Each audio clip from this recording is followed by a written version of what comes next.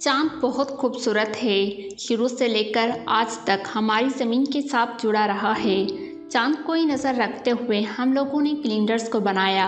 उसको लेकर कई कहानियाँ भी बनाई गई। उसको देखकर ही भेड़े आवाज़ निकालते हैं और ये रात के अंधेरे में हमें रोशनी भी देता है। उसके चलते हमारे सोलर सिस्टम में धरती एक बैलेंस में रहती है। अगर चाँद नहीं होता तो आज हम लोग जिंदा नहीं होते।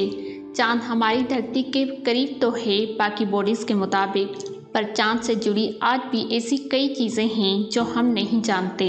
हम चाँद के बारे में पहले कुछ नहीं जानते थे, पर अपोलो 11 पहला मिशन था जिसके चलते इंसान ने पहली बार चाँद पे कदम रखा। और ऐसी कई थ्योरीज दी गई जो चाँद की कई रहस्यों को एक्सप्लेन करने की कोशिश करती हैं। नवंबर 1979 में नासा के अपोलो मिशन में उन अंतरिक्ष यात्रियों ने चाँद पर एक इम्पैक्ट छोड़ा था। मतलब एक सैटेलाइट को चाँद की सतह से जानबूझकर टकरा के एक क्रिएटर बनाने की कोशिश की गई थी। जब उस सैटेलाइट और मून का कांटेक्ट हुआ, ये क्रिएटर बना, तब बिल्कुल एक घंटे की तरह चाँद का सतह कई दिनों तक वाइब्रेट करता रहा। ऐसा मानो जब कोई सैटेलाइट ऐसी चीज से टकराई हो जो अंदर से खोखली हो, बिल्कुल एक घंटे के जैसी। अगर चाँद एक नॉर्मल सॉलिड की बॉडी होती तब ये कभी नहीं होता। इस चीज़ को देखकर साइंटिस्ट चौंक गए थे, क्योंकि उसे पता चलता है कि चाँद अंदर से पूरी तरह से खोखला है। उन्होंने सोचा कि कुछ तो गड़बड़ है। हमने आज तक चाँद के बारे में जो भी सुना या माना शायद वो गलत है। चाँद के बारे में कई बेसिक सी चीज़ें हैं जो हम नहीं जानते। वर्षों गुजर गए पर चाँद आखिर बना कैसे, उसे आज तक कोई साइंटिस्ट पूरी तरह से एक्सप्लेन नहीं कर सका। कुछ साइंटिस्ट कहते हैं कोई बड़ी सी बॉडी जब धरती से टकराई तब चाँद बना, पर उस थ्योरी में प्रॉब्लम ये है कि चाँद और धरती की कंपोजिशन बहुत अलग है। मतलब चाँद का सतह और उसके अंदर का भाग धरती से बहुत ही ज़्यादा अलग है। और कई साइंटिस्ट ये भी कहते हैं कि कोई गोल सी बॉडी स्पेस में धरती के करीब से गुजर रही थी, तब धरती ने उसे अपनी तरफ खींच लिया और वो तब से धरती के चारों तरफ घूम रही है। पर चाँद धरती से सिर्फ 4 गुना छोटा है।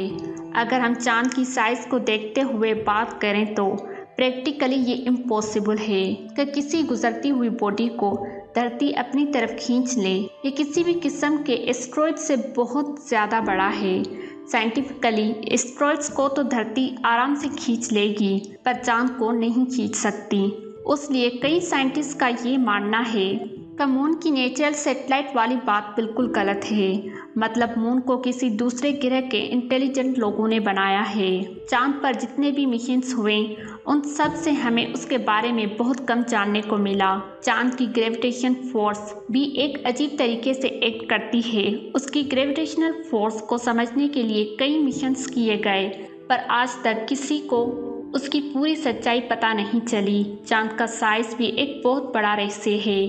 किसी भी प्लैनेट का मून उससे छोटा होता है। ये बात तो सही है, पर एक्चुअली मून उसके ग्रह के हिसाब से बहुत छोटा होना चाहिए। मतलब चाँद जो है वो धरती के कंपैरिजन में ज़्यादा छोटा नहीं है। चाँद धरती का 1/4 है। मतलब एक धरती पे 4 चाँद समा जाएंगे।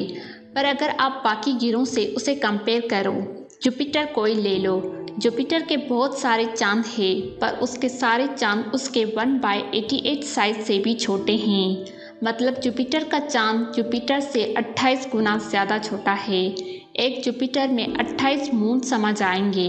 मतलब उसका एक चाँद बहुत बहुत छोटा है और साइंटिफिकली होना भी चाहिए।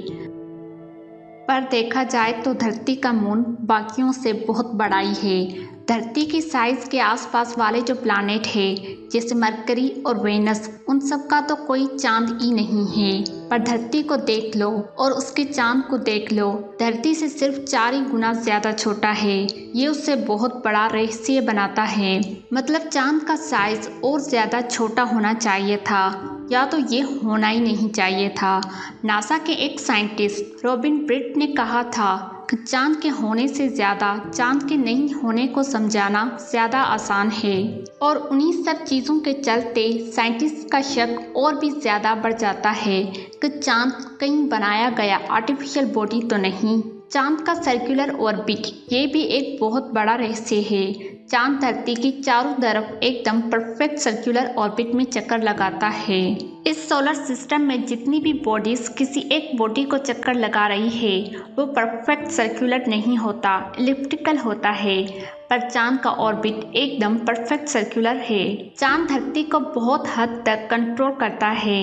ये धरती के घूमने को स्टेबलाइज करता है, उसे जैसा होना चाहिए वैसा रखता है। अगर चांद नहीं होता तो हमारी धरती का जो एक्सिस है वो और भी ज़्यादा झुक जाता।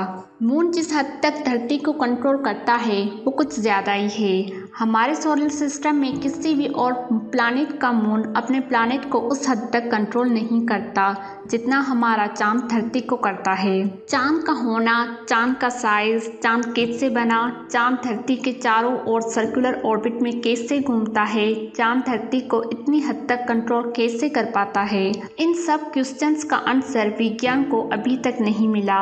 और इन सब क्वेश्चंस का आंसर ना होने के चलते कई वैज्ञानिक ये मानने लगे हैं कि चांद को दूसरे ग्रह के लोगों ने बनाया है। कई विचारों का तो ये मानना है कि धरती पे जिंदगी को पॉसिबल करने के लिए एलियंस ने चांद को बनाया और वो उसे बना के अपने ग्रह पे वापस चले गए और वो बीच बीच में अपनी क्रिएशन को देखने वापस आते हैं। अपोलो 11 के मिशन में नील आर्मस्ट्रांग और उनके क्रू मेंबर्स ने कई अंतरिक्ष यात्रियों को देखा। उन्होंने खुद कहा था कि उनकी स्पेसशिप को वो लोग क्रैश कर रहे थे, कोई उनका पीछा कर रहा था। और लोगों का ये भी मानना है कि नासा ने आज तक इस घटना को डिटेल में एक्सपोज नहीं किया। जब वो मून पे लैंड कर रहे थे तब 2 मिनट के लिए उनका कनेक्शन धरती पे मौजूद कंट्रोल रूम से टूट गया था। बीच बीच में सिग्नल ब्रेक हो रहे थे और कोई दूसरी अननोन सिग्नल आ जा रही थी। नासा फ्यूचर में और भी कई चांद पे जाने के मिशन प्लान कर रही है। क्या आपको लगता है कि चांद को एलियंस ने बनाया है? अपनी राय कमेंट में ज़रूर शेयर करें।